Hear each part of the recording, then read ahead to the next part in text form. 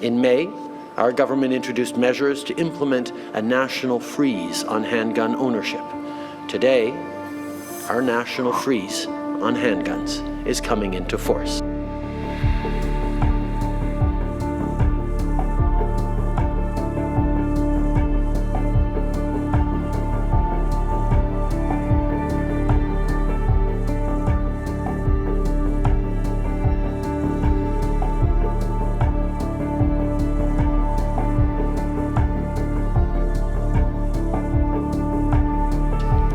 From today forward, it is no longer legal to buy, sell, or transfer a handgun in Canada.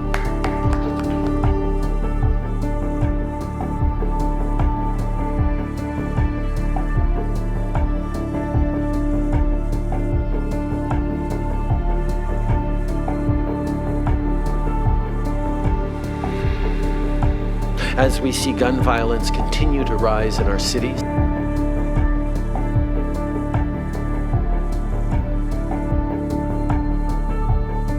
the number of handguns in Canada has increased by 70% since 2010.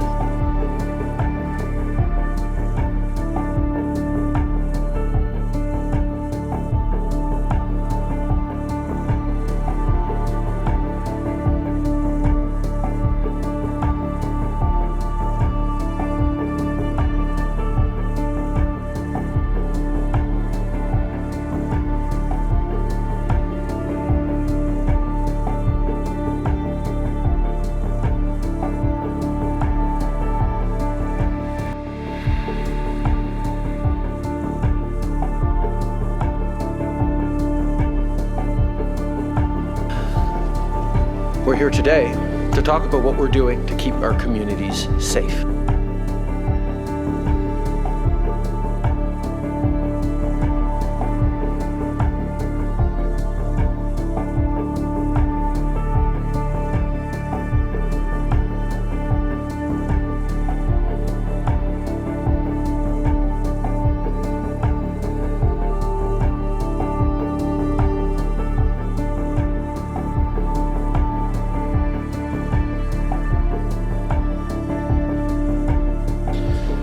When people are being killed, when people are being hurt, responsible leadership requires us to act.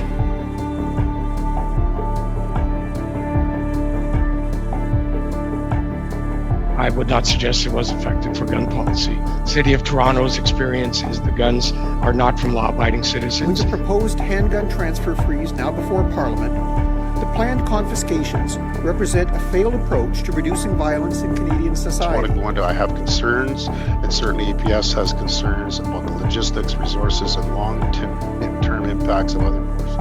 It's focused on the law-abiding, responsible firearms owners out there. It's an abuse of the criminal code, and on their watch, the urban crime is actually escalating. So there is no correlation between what they're saying and what is actually happening. That's a very, very disturbing thing, that this government would move against the law-abiding using the licensing and registration system to do so. Banning of any type of legal firearm, and the answer is 100% always the same. We've never used legal firearms or sought out to. This bill targets the law-abiding without making even the smallest dent in handgun crime.